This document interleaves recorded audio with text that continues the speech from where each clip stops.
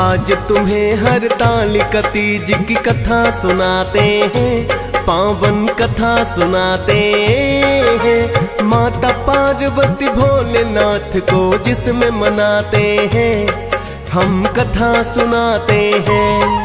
हम आज तुम्हें हरतालिका तीज की कथा सुनाते हैं, पावन कथा सुनाते हैं। माता पार्वती भोलेनाथ को जिसमें मनाते हैं, हम कथा सुनाते हैं। ये व्रत है बड़ा है पावन, महिला हो सदा सुहागन। ये व्रत है बड़ा है पावन, महिला हो सदा सुहागन। प्रिय भक्तजनों, आज हम आपको हरतालिका तीज की पूजा विधि और व्रत कथा सुनाएंगे। प्रिय भक्तों, हरतालिका तीज का व्रत विशेष तौर पर महिलाओं द्वारा ही किया जाता है। कहते हैं यदि इस व्रत को कुंवारी कन्या करती है तो उन्हें मनवांछित जीवन साथी मिलता है, और जो सुहागिन महिलाएं व्रत करे तो पति की दीर्घायु होती है। प्रिय भक्तों, इस व्रत में माता पार्वती, श्री गणेश और भगवान भोलेनाथ की पूजा का विधान है। तो आइए भक्तों, पहले जानते हैं हरतालिका तीज की व्रत विधि।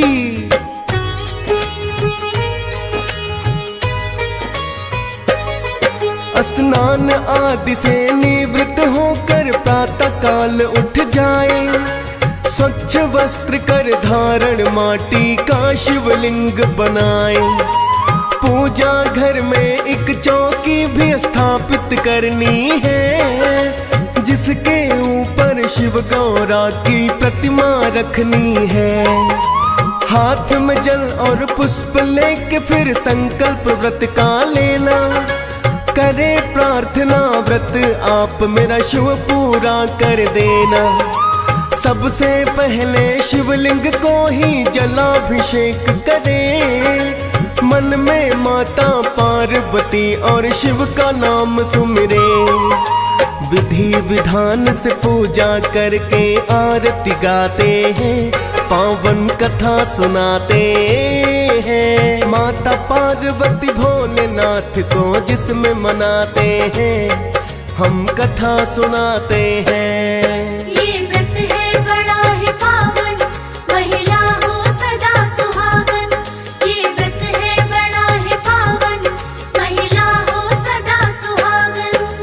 प्रिय भक्तजनों, कहते हैं हरतालिका तीज का व्रत करने वाली महिलाओं को भोलेनाथ और माता पार्वती दोनों का आशीर्वाद प्राप्त होता है। प्रातः स्नान आदि से निवृत्त होकर संभव हो तो माटी का शिवलिंग बनाना चाहिए। यदि नहीं तो शिव गौरा की प्रतिमा स्थापित करके सबसे पहले भगवान शिव और मां पार्वती को जलाभिषेक करें। फिर पंचामृत से भगवान भोलेनाथ और माता पार्वती को अभिषेक करें। इसके पश्चात भोलेनाथ को चंदन से एवं मां पार्वती को कुमकुम से तिलक लगाएं तथा भगवान भोलेनाथ को बेलपत्र, आक के पुष्प और धतूरा चढ़ाएं। इसके पश्चात भगवान शिव और माता पार्वती को चावल अर्पित करें। भगवान भोलेनाथ को गमछा और धोती पहनाएं एवं माता पार्वती को चुनरी व सुहाग की सामग्री अर्पित करें। पूजा के पश्चात हरतालिका तीज व्रत कथा पढ़ें या सुने और भगवान शिव और माता पार्वती की कपूर से आरती उतारें और पूरा दिन निर्जल व्रत रहें।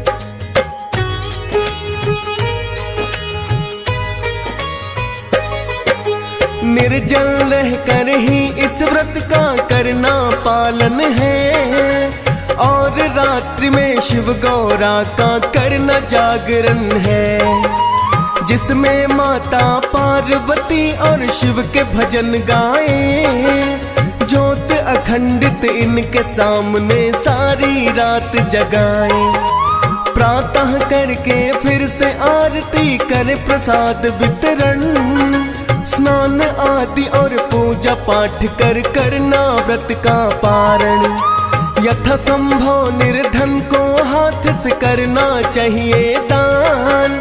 सौभाग्यवती होने का देते हैं शिव वरदान। और कन्याओं को मन चाहे वर मिल जाते हैं, पावन कथा सुनाते हैं। माता पार्वती भोलेनाथ को जिसमें मनाते हैं, हम कथा सुनाते हैं। ये व्रत है बड़ा ही पावन, महिला हो सदा सुहागन।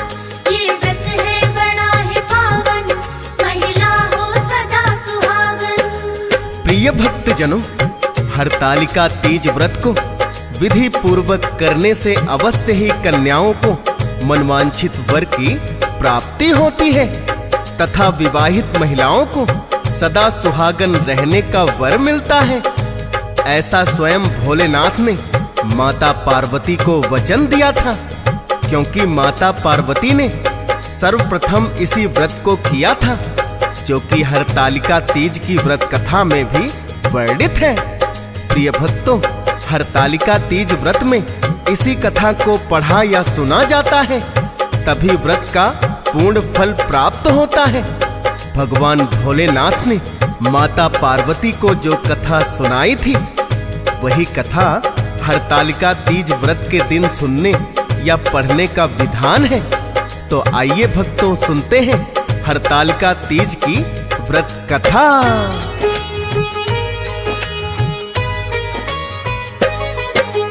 भोलेनाथ ने माता पार्वती को बताया है, पिछला जन्म सती का उनको याद दिलाया है। पिता की आज्ञा करके उल्लंघन मुझसे विवाह किया था, सहमत नहीं थे दक्ष प्रजापति, आपने निर्णय लिया था। उनके प्रति पर मेरे मन में था पूरा सम्मान, किंतु उन्होंने एक यज्ञ में किया मेरा अपमान। सहन मेरा अपमान आप ना देवी कर पाई, हवन कुंड में कूद गई और अपनी जान गंवाई। हो गया वैसा जैसा कदापि हम ना चाहते थे, पावन कथा सुनाते हैं। माता पार्वती भोलेनाथ को जिसमें मनाते हैं, हम कथा सुनाते हैं। ये व्रत है बड़ा ही पावन, महिला हो सदा सुहागन। ये व्रत है बड़ा ही पावन, महिला हो सदा सुहागन। प्रिय भक्तजनों, भगवान भोलेनाथ ने माता पार्वती को पिछला जन्म याद दिलाते हुए कहा कि जब आपने हवन कुंड में कूदकर अपने प्राणों की आहुति दे दी, तो हमने क्रोधित होकर वीरभद्र द्वारा आपके पिता का यज्ञ विध्वंस करवा दिया और वीरभद्र ने आपके पिता दक्ष प्रजापति का शीश धड़ से अलग कर दिया। तब हम आपकी जलती हुई काया को लेकर तांडव करने लगे। इसके पश्चात ब्रह्मा जी के कहने पर विष्णु जी ने सुदर्शन छोड़कर आपके अंगों को इधर उधर बिखरा दिया। विष्णु जी के कहने पर हमारा क्रोध शांत हुआ और आपके पिता दक्ष को क्षमा करते हुए उन्हें यज्ञ पशु बकरे का शीश लगा दिया और स्वयं बैरागी होकर कैलाश पर चले गए।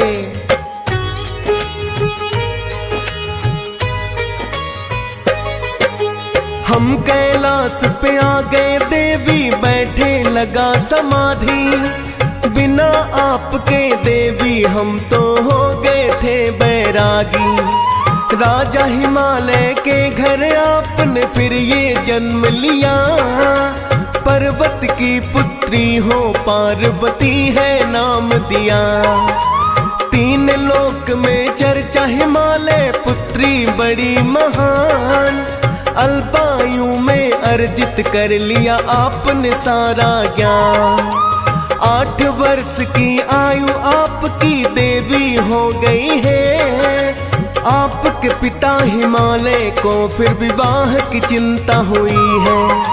उत्तम वर कोई पिता आपके चुनना चाहते हैं, पावन कथा सुनाते हैं। माता पार्वती भोलेनाथ को जिसमें मनाते हैं, हम कथा सुनाते हैं। ये व्रत है बड़ा ही पावन, महिला हो सदा सुहागन।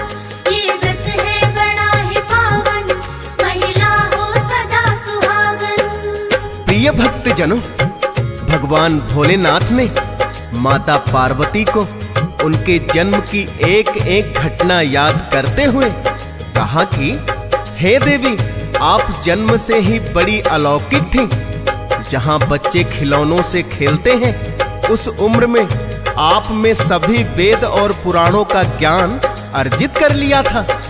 अब आपके पिता आपका विवाह करना चाहते थे, तो मुनि नारद आपके पिता के पास पधारे। जब आपके पिता ने आपके लिए उत्तम वर के बारे में पूछा, तो उन्होंने विष्णु जी का नाम सुझाया। तो आपके पिता को उचित लगा। मुनि नारद के कहने पर ही आपके पिता ने विष्णु जी के पास आपका विवाह संदेशा भेज दिया।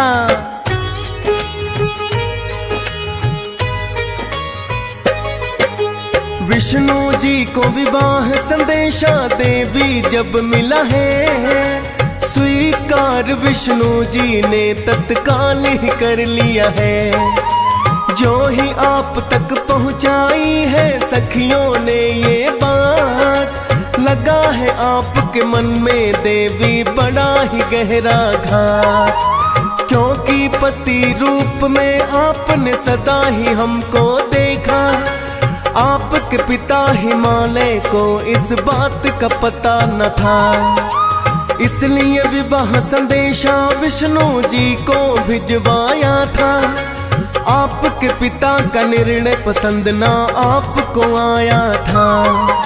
सखी आपकी समझाती है, आपकी बातें हैं, पावन कथा सुनाते हैं। माता पार्वती भोलेनाथ को जिसमें मनाते हैं, हम कथा सुनाते हैं। ये व्रत है बड़ा ही पावन, महिला हो सदा सुहागन।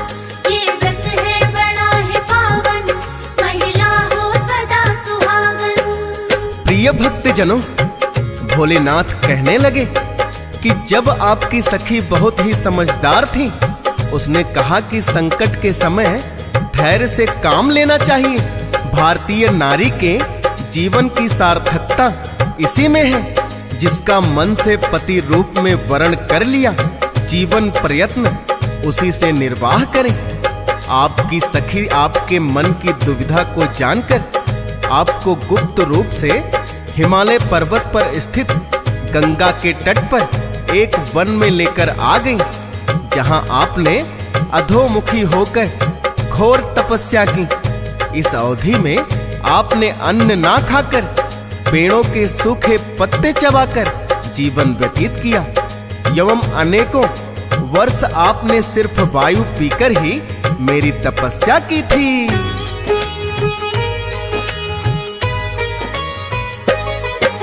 माघ मास की शीतलता की भी परवाह न की है। जल में रहकर आपने मेरी घोर तपस्या की है। और बैसाख की भीषण गर्मी का जो समय आया, इस काया को पंचाग्नि में आपने खूब तपाया। श्रावण मास में होती है जब वर्षा मूसलाधार, खुले अंबर के नीचे आपने तप किया था लगातार। आपके पिता को ज्ञात हुआ ना लुप्त हो गई आप, सोच रहे जो विष्णु जी लेकर आ गए बारात। क्या उत्तर देंगे उनको चिंतित हो जाते हैं, पावन कथा सुनाते हैं। माता पार्वती भोलेनाथ को जिसमें मनाते हैं, हम कथा सुनाते हैं। ये व्रत है बड़ा ही पावन, महिला हो सदा सुहागन। ये व्रत है बड़ा ही पावन, महिला हो सदा सुहागन। प्रिय भक्तजनों, भगवान भोलेनाथ कहने लगे कि आपके पिता हिमालय को जब पता चला कि आप किसी गुप्त स्थान पर जाकर तपस्या में लीन हो गई, तो वो बड़े ही चिंतित हुए। उन्होंने सोचा कि अब विष्णु जी को क्या उत्तर देंगे। इधर आपने 12 वर्षों तक हमारी बड़ी ही कठिन तपस्या की, जिसमें अनेकों वर्ष आपने सूखे पत्ते खाकर जीवन व्यतीत किया, तब भी हम प्रसन्न नहीं हुए। फिर एक बार आपने एक गुफा में एक रेत का शिवलिंग बनाया और निर्जल रहकर हमारी साधना शुरू कर दी। जिस दिन आपने रेत के शिवलिंग का निर्माण किया था और निर्जल रहकर व्रत करने शुरू किए थे, वो भादो मास के शुक्ल पक्ष की तृतीया तिथि थी।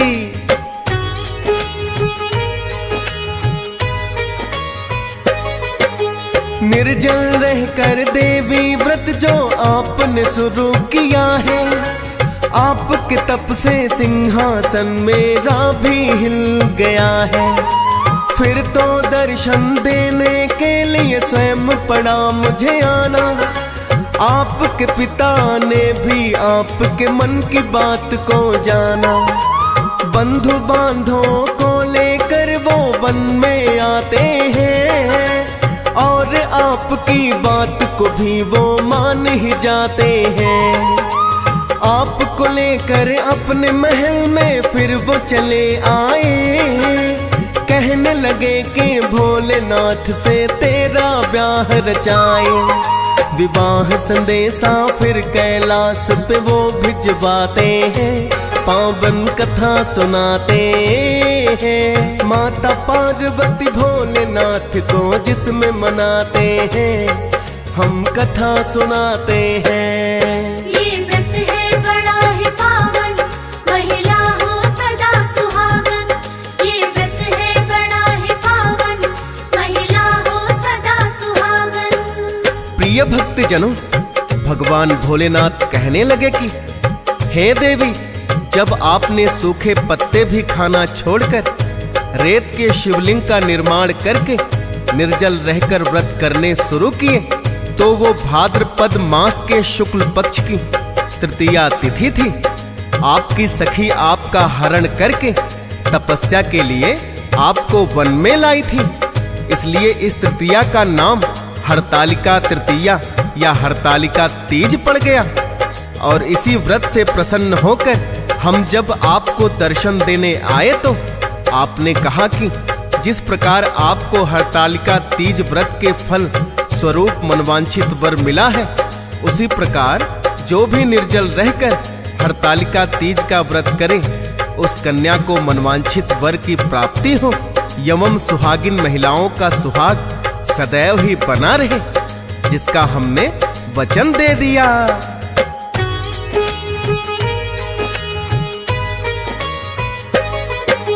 भोलेनाथ ने स्वयं वचन ये माता को दिया है। जिसने भी निर्जल रहकर ये भक्तों व्रत किया है, कन्याओं को होती है मन वांछित वर की प्राप्ति। महिलाएं रहे सदा सुहागन, व्रत में इतनी शक्ति। विधि विधान और श्रद्धा भाव से व्रत जो करती है, भोलेनाथ और पार्वती का नाम सुमिरती है। दीर्घायु होती है पति की विवाहित जो महिलाएं, मन वांछित वर प्राप्ति के लिए करती है कन्याएं। सफल मनोरथ इस व्रत से सारे हो जाते हैं।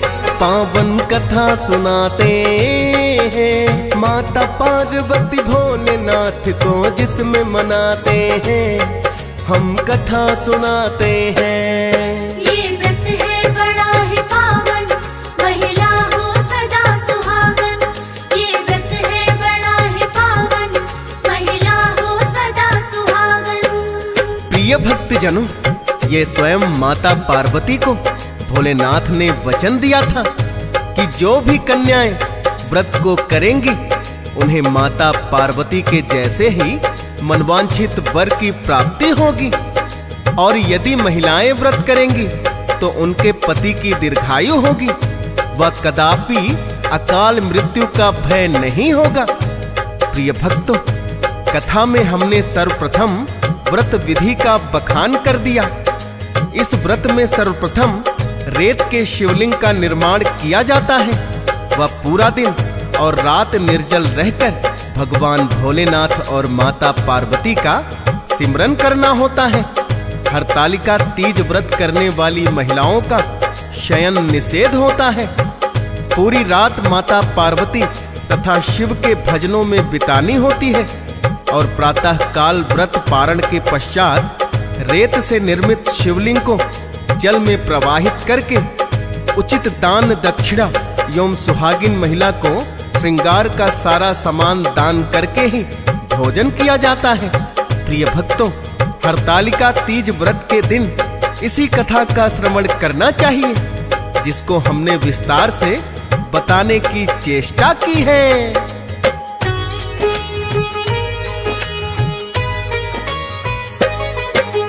पावन कथा यही भक्तों हरतालिका तीज व्रत की है।